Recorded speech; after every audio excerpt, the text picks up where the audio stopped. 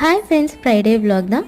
Morning பிரேக்ஃபாஸ்ட்டுக்கு பாப்பாவுக்கு ரவா கிச்சடி, எங்களுக்கு வந்து பிரேக்ஃபாஸ்ட் அண்ட் லஞ்சுக்கு வந்துட்டு மார்னிங் ரைஸே வச்சாச்சு.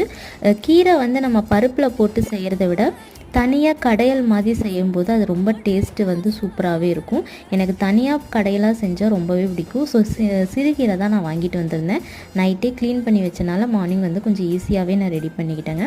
அதுக்கு ஒரு சட்டியில் 2 டம்ளர் தண்ணி, பூண்டு, வெங்காயம், பச்சை மிளகாய் இதெல்லாம் போட்டு நல்லா வேக வச்சுக்கலாம். அது வெந்ததுக்கப்புறமா கீரையும் போட்டோன்னா 2 ஆவியில் வந்து கீரை வெந்துடும். அதுக்கப்புறம் உப்பு போட்டுட்டு நல்லா பருப்பு மத்து வச்சு நல்லா கடைஞ்சிக்கலாம்.